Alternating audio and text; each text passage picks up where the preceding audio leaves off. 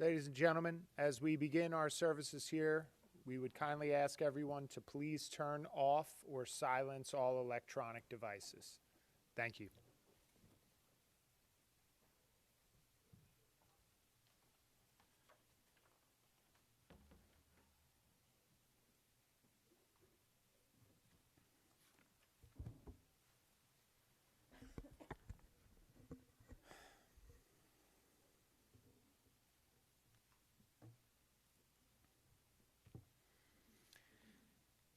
Kerachem av abanim, richam Adonai yireyav. As a mother has compassion for her children, so may Adonai, our God, have compassion for all the family and friends of Sheryle Rosen who we come here to remember today. We all wish that we did not have to be back here so soon. It was exactly 6 weeks ago to the day that we came to this same chapel to say goodbye to Tammy. And now here we are again, saying goodbye to Sheryle much sooner than any of us thought. Stephanie and Mitchell, Brian and Katie, Jacob, Remy, Chris, we're with you in your shock and your grief.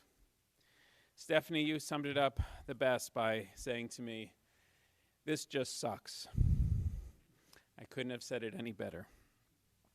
Each loss we experience can bring back the grief that we feel from previous losses. And today, as we remember Sheryle, we can't help but think about Tammy and Kenny as well. And while each of their lives will always be intertwined with your lives, this is a moment for us to find comfort in our stories and memories of Sheryle and the wonderful legacy that she leaves with all of us. Today, we honor her life and express our gratitude for the many blessings that she leaves with us. And so we begin our service with Psalms, thus linking Sheryle's life to our ancient traditions, to the Jewish people, and to the eternity of God.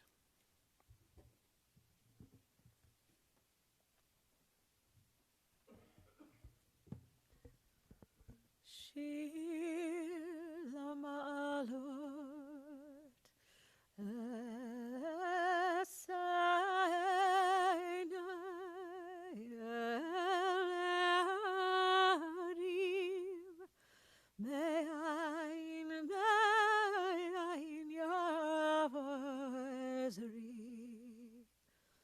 Ezri me'im Adonai oseh shamayim va'aretz al yitein lamot raglecha al yanum shomerecha hine lo yanum velo yishan shomer Yisrael Adonai shomerecha Adonai tzilcha al yad yaminecha Yom HaShemesh lo yakeka v'yareach b'layla Adonai yishmorcha mikora yishmor et nafshecha Adonai yishmor tzedcha uvoecha me'ata ve'ad olam.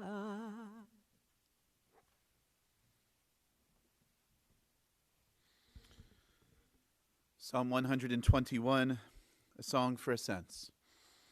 I lift up my eyes to the mountains. From where will my help come? My help comes from Adonai, maker of heaven and earth. Adonai will not let your foot give way. Your guardian will not slumber. The guardian of Israel neither slumbers nor sleeps. Adonai is your protection, a guardian at your right hand. By day the sun will not strike you, nor the moon by night.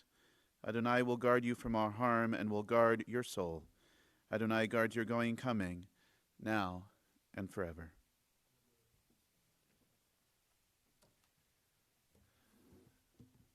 Mizmor LeDavid, another of the Psalms of David.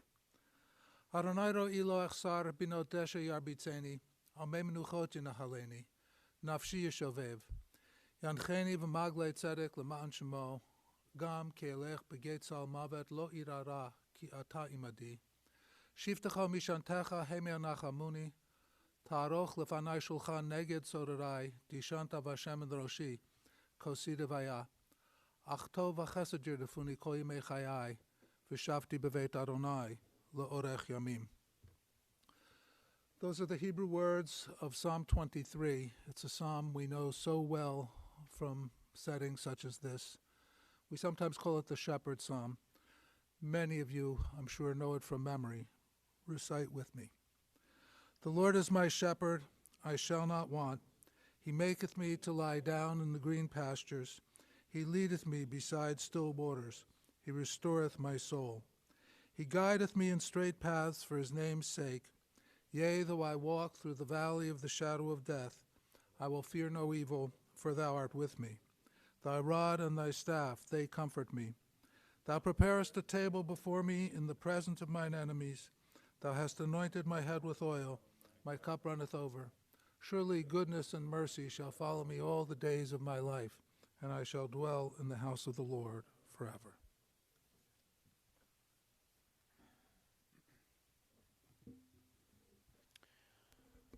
Though in synagogue on Shabbat morning, we've begun reading the book of Shemot, the second book of the Torah. It's already in the first book that we learn that when a loved one passes away, members of the family come forward to share memories and reflections.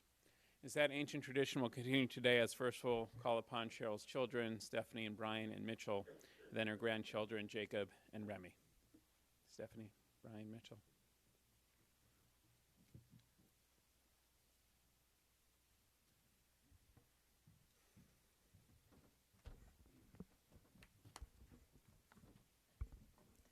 Step still. Okay. I'm going to try this. Okay. I honestly cannot believe that we're here again within 45 days of burying Tammy. But Tammy really liked to be in the middle of it all and not miss anything. So I think Mom just wanted to make her happy, as she always wanted for Tammy. Brian and I are completely lost and heartbroken. None of this seems possible, but it's time for me to talk about my mom. 2 weeks ago, when she got told that there were numerous lesions in her liver, she said to me, "I've had a good life and I'm old." I said, "You've had a great life since you married Daddy, and you're not that old at 79. My mom had a difficult beginning. Probably took all of Rabbi Peltz's stuff. But she grew up in Overbrook Park on Farrington Road. Her father had a heart attack and died on her 14th birthday while playing golf before her party. Her mother pretty much had a nervous breakdown after that, and my mom's older sister had her own family. So that is where my mom found her strength. She had no choice but to go take care of her mom, go to college at Temple nearby, and create a life for herself. She was extremely lucky to have amazing neighbors, Bevy and Jack Goldberg, who really took her under their wing and considered her their daughter, along with their own 3 children. They provided my mom with stability, love, and happiness. My mom was a tough cookie. I was reminded of this when her friend Linny told me last week that my mom was the strongest woman she knew, much stronger than my dad. So now when people tell me I'm strong, I finally know exactly where and how I became that way. It was ingrained in me from my mom. My mom was the pretty classy one. My dad was the studious one who, in my words, kind of looked like Humpty Dumpty. I used to tell him that all the time. If you think about it, it's really true. When my mom started dating my dad, she was also dating another man, and she left for Europe for a few weeks and told my dad that if he lost weight, he would earn the right to pick her up at the airport when she came back. And the rest was history. They got married on May 30th, 1967, a day before Mitchell was actually born. Sorry. Could have listened to me read it. They moved to Pittsburgh, where my dad did his ENT residency, and my mom was a kindergarten teacher. It's in Pittsburgh where her love of the Pittsburgh Steelers was born, as they lived in a building with a lot of Steelers players, and her friendship with Rocky Blyer began, and she likes to say he became my babysitter in emergency situations.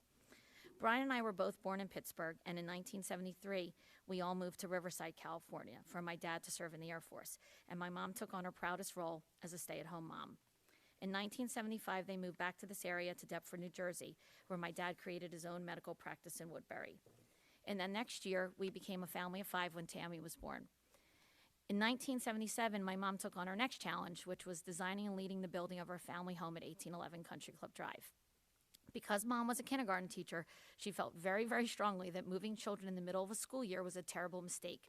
So she drove us up and back from Deptford to Woodcrest School in Cherry Hill every day for the entire school year, when the building took a lot longer than expected. Once the house was complete, my mom needed a new activity, and so began the 80s. First up was her lucite business. It started with small items, but she built this into a big thing.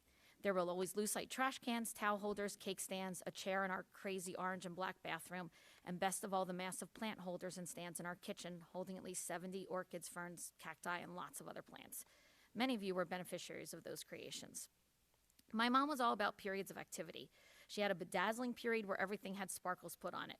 She was very active at our synagogue, serving as vice president and involved in the finances. And then from there, she became very involved with WINPAC and APAC, coming to D.C.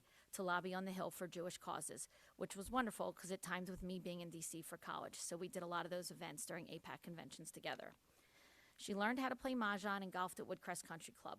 Golf for her wasn't very social, though. She liked who she liked, and then she didn't need to talk to other people if she didn't like you.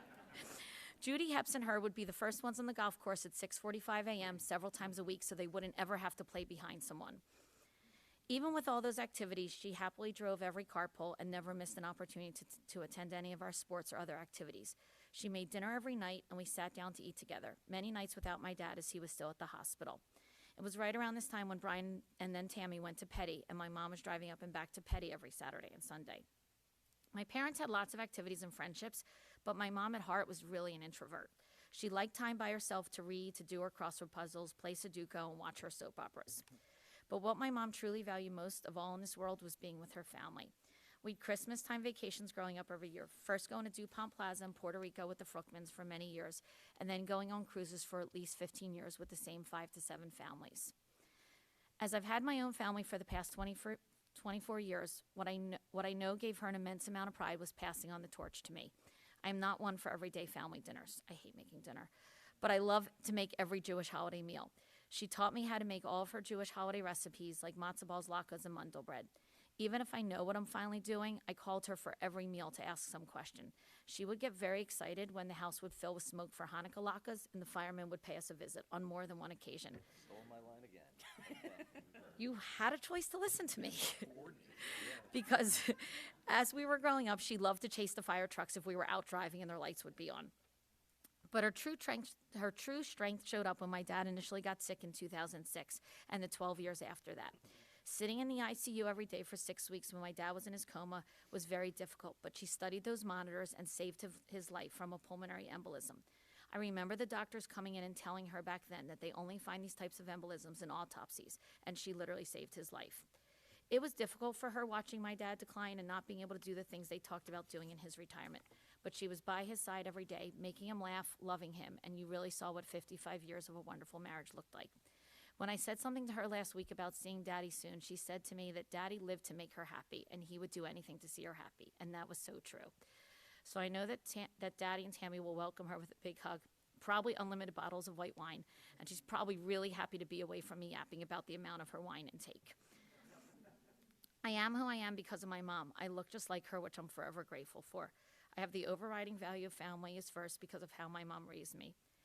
I don't know how to go forward losing Tammy and my mom, who I spoke to every day. I love taking care of my dad, Tammy, and my mom, as it gave me purpose and a lot of time together. I've long said that you can never regret time spent with someone. So Brian, Mitchell, Jacob, and Remy should now watch out. Bubby, we love and miss you every day.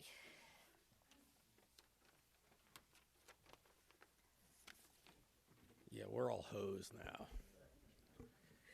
Stephanie did a great job covering the landscape of Mom's life. I'll hit on just one thing. Mom had a good life because she got out of it what she really craved. And her biggest goal was building a close, connected family. Mom gave us what she had lost when her dad died, and that was a reliable home base, a center of being, not just physically, the knowledge that we would always be family, and that our togetherness persisted across distance and extended times apart. We knew we were together even when we weren't. And building that comes from relentless repetition. She got good at it the way she did at golf. It's swing after swing after swing after swing. So Mom ensured we had family dinners every night and celebrated the holidays every year. It was moment after moment after moment after moment. And it worked. Lord knows my sister and I are very different. And we genuinely loved being together. We loved being a family. And my mom also ate up being a bubby. Jacob and Remy will talk about what that meant for them. But for me, it meant my mom finding ways to connect with my son. So she'd call and ask, hey, when do you have Christopher? I want to FaceTime him every Wednesday. And despite very rarely being in the same space, He loved seeing her. They forged a connection. Mom's life was filled with extremes. There were long periods of fervent activity and long periods of dormancy. And there was incredible joyousness and unfathomable tragedy. She had a life packed with family and friends, and also with a lot of sought-out solitude. And taken together, it was a life that gave her what she wanted most, and that was all of us.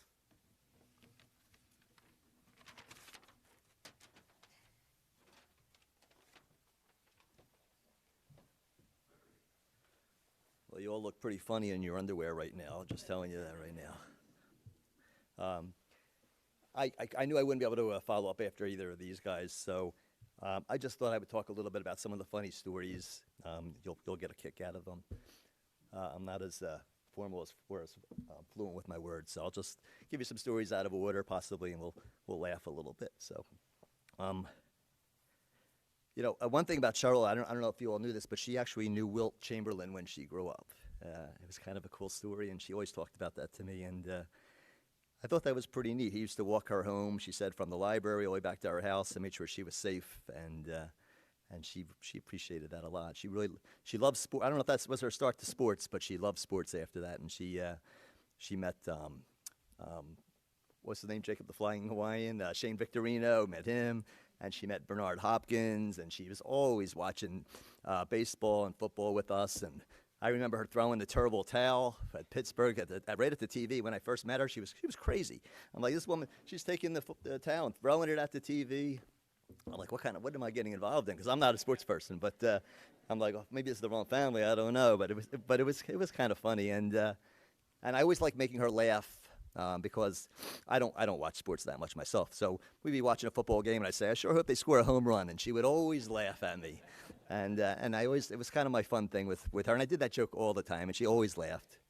I don't know if she was laughing at me or laughing with me, but it was still, we had a good rapport in my lack of sports knowledge. So, but it was fun. And Stephanie's the same way with her with the sports too, as you know. And I'm like, I'm going to go to the other room. You guys, it's all yours. You watch all you want, but I don't go. So. Stephanie mentioned firemen quickly. She loved firemen. She really did. I mean, it was kind of weird. So one time I was sleeping one time in this short house on the sofa, and Kenny, this is a funny story because Kenny decided to vacuum the steps going in the short house with a tall upright vacuum, and he forgot the zipper of the bag. So and he was right underneath the smoke detector, and he turned on the vacuum. The bag exploded, dust everywhere, set off the smoke alarm. I slept through the whole thing. I don't know how I did, but I heard Sheryle running down the street. The firemen were at our house, and she had to see the firemen, and she loved that. And one time we were coming. One time I was driving in my car separately from Stephanie, going home, and Sheryle had left a few minutes before me. And we're coming home from the shore, and I'm driving behind her, and I waved to her, and then all of a sudden she starts to creep going a little bit farther and farther ahead of me, and I'm looking at my speedometer. I'm at 70. I said, how fast is she going? I go 75. She's still pulling away. I'm going 80. She's still going. One time Stephanie tracked her on her phone. She was at 105. So we thought the thing was wrong, but we did see that on there. So I said there must have been a fire back in the hood because that's where she was running to. But so it was. Those kind of funny stories. I'm like, Sheryle, she says, yeah, I have a lead foot. She says, I like to go. And she never slowed down. This is a really funny story, yeah. Some of you already know it, but when Stephanie and I were dating, I would come down to the shore, and we were in separate rooms for sleeping arrangements, which was fine. And a couple of years went by, and now we dated for a long time. I guess some of you know that already. And one morning I'm sleeping. It's probably 7 in the morning. I hear, I'm like, what? She says, get up. I was like, what? She says, get up. We're going for a walk. I said, okay. I said, what's up? She says, I'll tell you. So I'm like, okay. So I was like, okay, what's going on here? So I got dressed quickly. We went for a walk, and she says, sorry for the bad language. She says, shit or get off the pot. I said, what?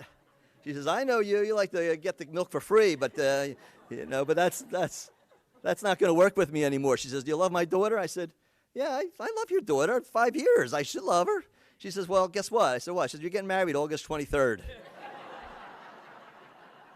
I'm like, I am? She says, yep, August 23rd. I already got the date.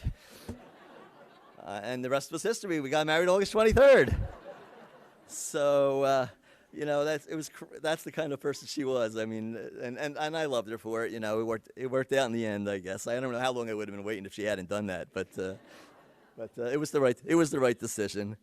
Yeah. So, and as far as it's funny, like Stephanie mentioned it already about the wedding when Kenny and Sheryle got married. That was the day before I was born. So that was kind of interesting. May 30th, 1967, they were walking down the aisle. May 31st, my mom was popping me out. So it was pretty funny. So we always had we had some nice anniversary and birthday parties. Some of you were there. Anniversary and what's that? Yes, yeah.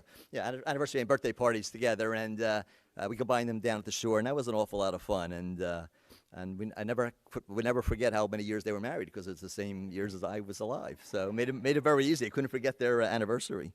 So, some other funny things. Sheryle loved parties. She liked to be by herself. There was times where she would just go into that little sunroom and sit there all day. But other times when there was parties, she was right there. And my friend Paul is here in the back. But my friends would come down on the shore in the summertime. She would always join us and hang out with us. And I'm sure any of you guys that have come down the shore, she's big. She brings out happy hour, and she loved that. Yes, loved bringing out the wine and.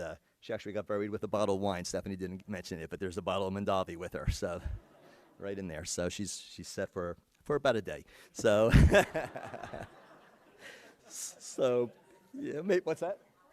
3 days for the giant bottle. All right. So, so that was kind of funny that we always talked about how that happened that we got. And actually, Melanie, I think Melanie, you probably got married on the same day where they were getting married, the same day. That's interesting. So. I won't hold up too much longer, but one time, some of you know I like to go to the gym every day. You could tell, I guess, So, but I've been going to the gym for years, and I always talked about it to Sheryle. And she says, "Oh, you going to the gym?" I said, "Yeah." She says, "Oh, I said, "Why don't you go?" She says, "Oh, Jewish girls don't sweat. We're not supposed to go to the gym." So I'm like, okay. But she actually kept herself in really good shape. She loved her party mix, those big gallon jugs of party mix, and all the sour cream potato chips and ice cream and cheesesteaks and all sorts of interesting things that you really shouldn't be eating. And she never really got heavy from it, so she was lucky. But for me, I have to go to the gym. But it's a different story. But she said, "Jewish girls don't sweat. We don't go to the gym." I'm like, okay. And a couple other things. The only last things, July 4th, she loved our July 4th days at the beach. You guys were there. She would put red, white, and blue on. She'd put flags all around the house. She was very patriotic, very proud to be an American. And she would run with the kids when they were little. They would walk around the house with the flag, singing "She's a Grand Old Flag," and they're really good memories and a lot of fun. And we had a lot of fun times with that. And we played. Kenny would have his little radio on the beach playing Sousa songs, and it was a great time. Things that we don't forget. Those are really the important things, are all the memories that you have. And we have a lot of good memories. We did a lot of trips with her. Vacations, spent a lot of time at our place here at Lionsgate. She loved it there, and if she wasn't there, she was at our house. So it was really nice, and we're definitely going to miss her. It's going to be very strange this summer going down the shore without Tammy and my mother-in-law. But we'll remember the good times and forget the bad times. So, and that's what I have to say. Hope you enjoyed. Thank you.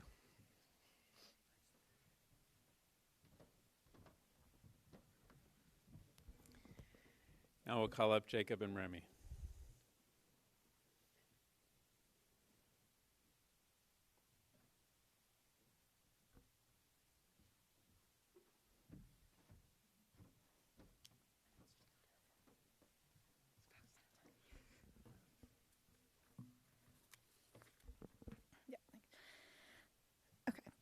To many people, my bubby was a force to be reckoned with.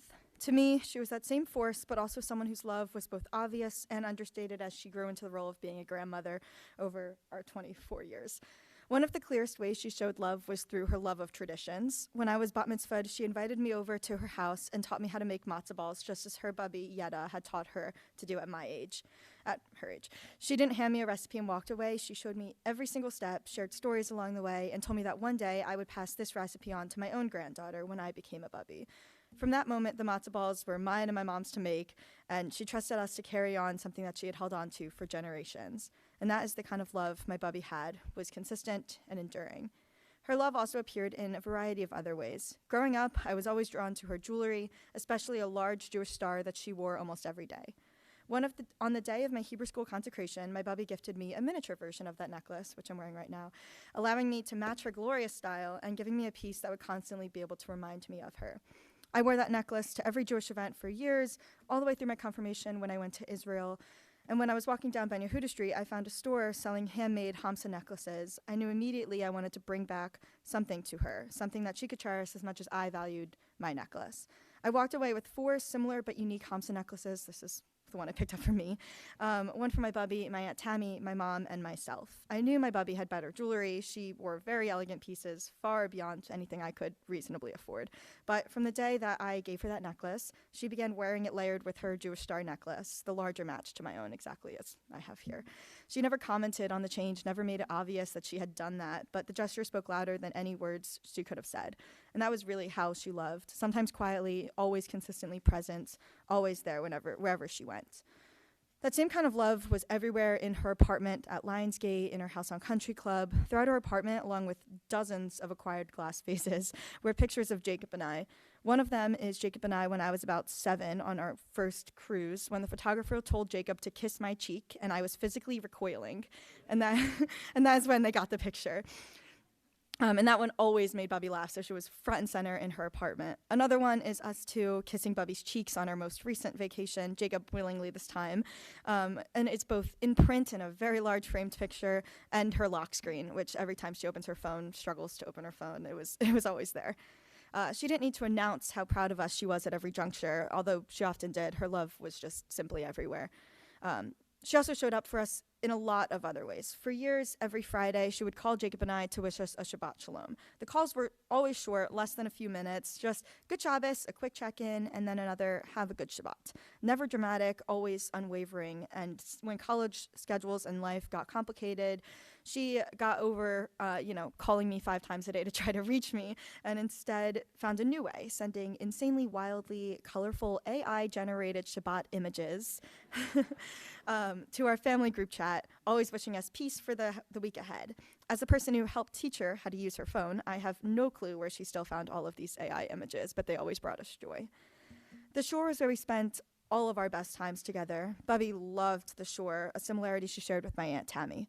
I also loved the shore, although it was less about the fresh breeze and warm sun and more about the people filling up the house, the constant conversation and yelling across the floor, lounging in a tiny blow-up pool, and my bubby especially sitting on the deck with an endless glass of wine and a good book, saying hi to every single person who would walk by the deck. Every weekend since I can remember, we would go to Hannah G's for breakfast, just Bubby, Jacob, and I. We walked the same route every single time for 20 years, talking about everything from friends to family to the cute cats in the window of a specific house we always passed by on our route. When I was younger, she would hold my hand crossing the street. As I got older, she offered something even more solid, which was simply her perspective. I don't remember all of the conversations we shared when I was little, but I do remember how her advice helped me navigate college decisions, friend drama, study abroad choices, and much more. And when walking became harder for her in the more recent years, we would drive, guaranteeing we had the same breakfasts and the same talks every single year, every single week. And this is how I think I will always remember her: strong, loving, determined to a fault sometimes, deeply rooted in tradition, and always endlessly proud of the people she loved. In the matzo balls I'll make, the breakfasts we'll continue to share as a family at Hanaji's in upcoming summers, and the pictures that are always in her apartment and house, her love will always be present, shaping the life that she cherished.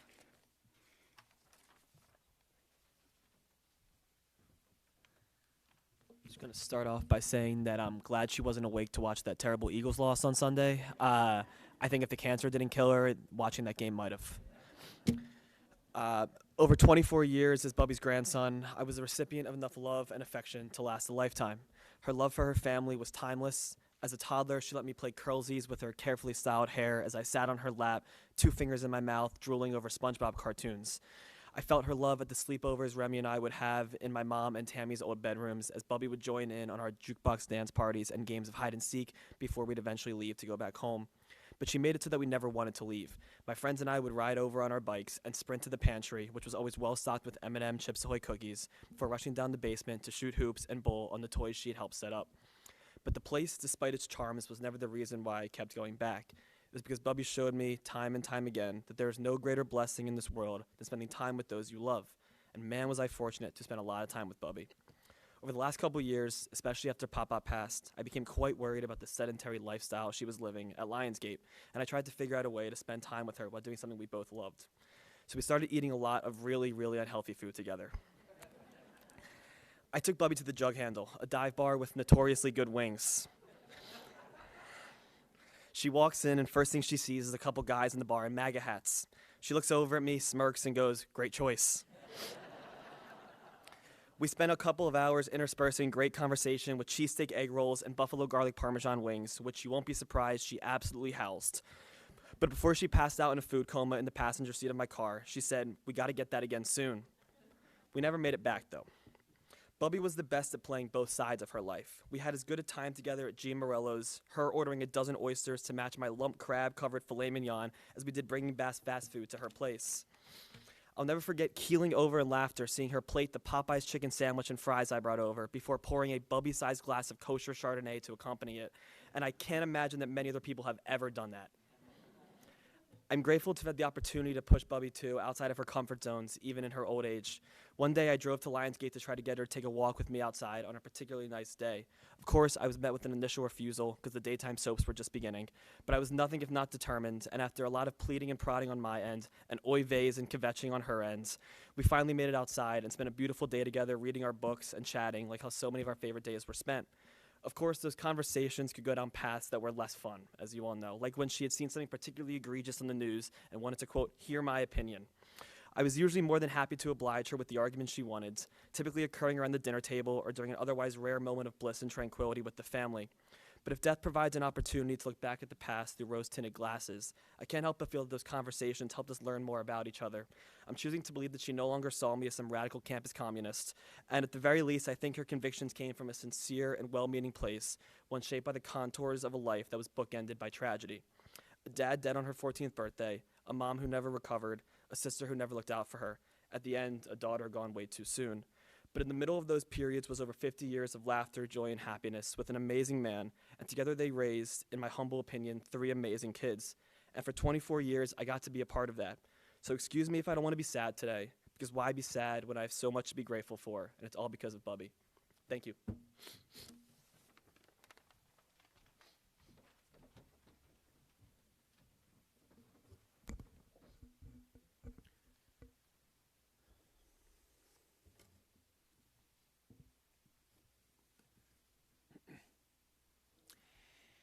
Thank you, Jacob and Remy and Mitchell and Brian and Stephanie, for sharing those wonderful stories and memories about your mom and your Bubby. As I reflected on Sheryle's life and the stories that you shared with me, I thought about a story from the Talmud that we often tell around this time of year. Tomorrow in Shul we'll announce the coming of the Hebrew month of Shvat, and Shvat is best known for Tu B'Shvat, the new year of the trees, which we'll celebrate on the 15th day of the month. And there's a story that we often tell that relates to Tu B'Shvat, but today I think it describes how Sheryle lived her life. Once there was a person named Choni who one day saw another man planting a carob tree, the story goes. Choni asked the man, "How many years does it take for this tree to bear fruit?" The man answers, 70. And Choni replies, "Do you really think you'll live another 70 years? The man says, "I don't. But I found a world that was full of grown carob trees. And just as my ancestors planted them for me, so too I plant them for my children." The Talmud never tells us this person's name, but he is remembered for his generosity and wisdom, as well as his dedication to his children and grandchildren. Sheryle Rosen, too, lived her life with a sense of generosity and a wisdom, and was dedicated to her kids and grandkids. And today, what we're really reflecting on is all that Sheryle planted and everyone who Sheryle helped grow. Stephanie already shared her mom's story. She gave me a heads up, so I wasn't surprised that it was going to happen. And as we heard, Sheryle faced many challenges when she was young, but ultimately was able to build a beautiful life with family and with Kenny. And Stephanie, you shared how they met, but I looked back on my notes from your dad's funeral and found the fuller story that Sheryle told at the time. So let me fill in a few details. Kenny was in medical school at Hahnemann, and Sheryle was a student at Temple, and she had a friend who was a patient of Kenny's parents. And once, when her friend was there, she ran into Kenny. They talked and discovered that they both had friends who were looking to meet people. And so she gave Kenny a list of girls who might be interested in meeting guys who were in medical school. And Sheryle's name was on that list, but her friend said he wasn't allowed to call her because she already had a boyfriend. So what did Kenny do? Called Sheryle right away. Only when Sheryle's mom answered the phone, Kenny asked for Sherry. So that didn't get him started on the right foot. But they talked, and ultimately Kenny convinced Sheryle that though she had a boyfriend, they could still go out as friends. And so they did that and kept going out and became best friends, Sheryle said. And after about a year of that, as she was getting ready to leave for Europe, and her boyfriend was back in town, Kenny came over and blurted out, "Don't you know that I love you?" And that is when Sheryle told Kenny to lose some weight and pick her up when he got back from Europe. And as we know, he did both of these things. Sheryle dumped the boyfriend, and she and Kenny were married on May 30th, 1967. And we know that they spent 55 wonderful years together. They built a home together, a family together, supported a community together, and enjoyed their many blessings. As my ancestors planted for me, so too I plant for my children. Sheryle and Kenny planted and tended many seeds together, seeds that grew into their life and their legacy. And we heard how Sheryle did this as a mother and a bubby for her family, always there and ready to help her kids, the wonderful memories at 1811 Country Club Drive, the shore house, the vacations and trips for family dinners were always obligatory, and encouraging, supporting, and incentivizing her children and grandchildren's educations. And of course, by celebrating Jewish holidays together. We know that Judaism was very important to Sheryle, and we saw this firsthand for years at TBS. In addition to the many simchas the family celebrated with Rabbi Lewis, whom Sheryle always adored, and with all of us, Sheryle was also a leader in our community. She co-chaired the catering committee and the membership committee and served as a vice president of our congregation. And she and Kenny were also always ready to support our community as plus givers and generously donating whenever there was a need. And she also especially loved the joyous holidays, Simchat Torah and Purim, where for years she dressed up like Queen Esther with the tiara on. And Remy told us about her Shabbat messages. When we met, Remy played one of those messages that Sheryle left for you, and all it said was, "Good Shabbos, I love you," and that's all you needed to hear. And as we heard, Sheryle also cared deeply about Israel, supporting many causes there, like the Masorti Conservative Movement, Magen David Adom, and was involved in WINPAC and APAC, even taking the family to Israel on an APAC trip. Planting a strong Jewish identity in her children and grandchildren was important for Sheryle, and her involvement at TBS and with Israel helped to do that. Now, by the time I got to TBS, Sheryle's volunteer leadership had come to an end, but she and Kenny were still a regular presence at the synagogue. And one thing I'll always remember is how they sat right in the aisle on the rabbi's side of the bima for the High Holy Days, and Sheryle would always wear a fancy hat to the service, which is something my wife Rachel always admired. More than that, though, I remember Sheryle's resilience, rooted in gratitude, during Kenny's health challenges and during Tammy's as well. Whenever we talked, she always emphasized to me how grateful she was for her family, for how all of you took care of one another, and for the joy that you found in each other's company. And this was even the case during these last difficult 2 weeks when Sheryle declined so quickly. When I came by last Friday, just 1 week ago today, to see Sheryle, there was Brian camped out on the couch and Stephanie helping to manage everything. And I sat down with Sheryle, who did have a glass of wine in her hands and a look of exhaustion on her face. She smiled at me and told me how grateful she felt for her family and for the good life that she had lived. And then, of course, even at that moment, she asked me about my family, as she always did. She was such a special soul and someone who we all will miss. As my ancestors planted for me, so too I plant for my children. This lesson from the story about Choni that we think about on Tu B'Shvat speaks to Sheryle's life and legacy. Those seeds of love and devotion that she planted throughout the years of her life have sprouted into love, devotion, and care that you all showed to her and to Tammy and to Kenny and to each other.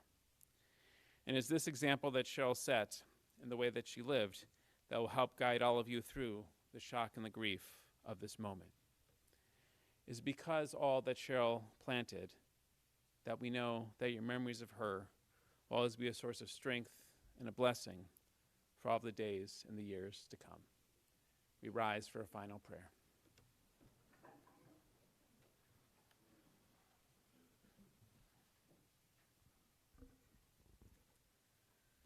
El male rachamim shochein b'meromim Hamseh menucha nechona tachat kanfei hashechina B'malot kedoshim u'tzarim kezar arakia mazhirim Et nishmat Sara ita bat Shlomo v'chava Shelecha l'olama B'gan Eden tehei menuchata Ana bal harachamim Hastirea b'seter kenafecha לעולמים. וצרור ויצרור החיים את נשמתה, אדוני הוא נחלתה.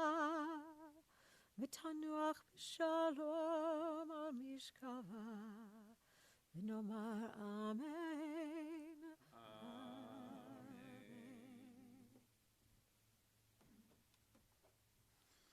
Exalted, compassionate God, grant infinite rest in your sheltering presence among the holy and the pure, to the soul of Sheryle Rosen, who has gone to her eternal home.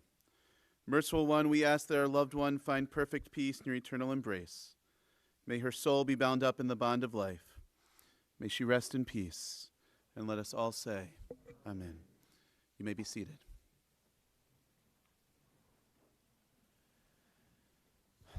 From here, we'll head to Locust Wood Memorial Park for the burial.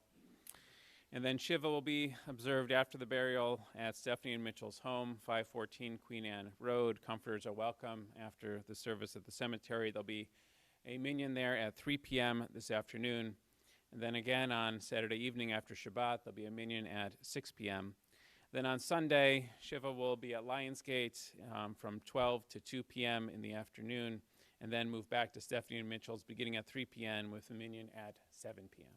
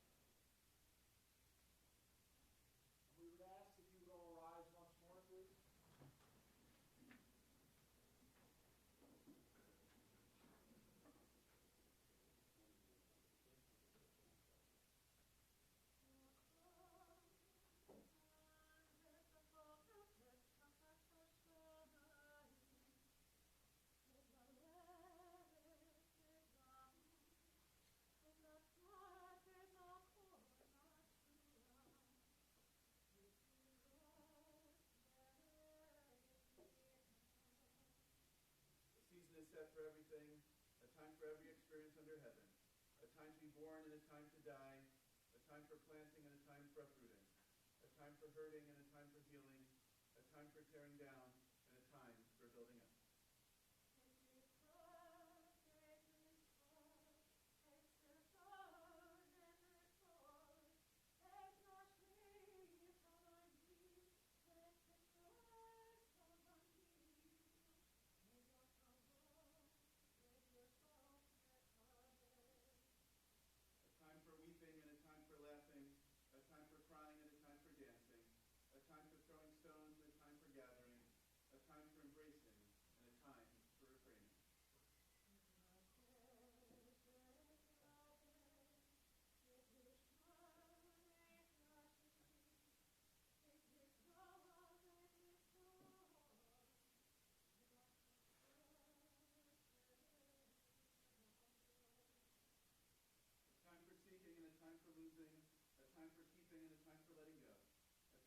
lifting and a time for sewing, a time for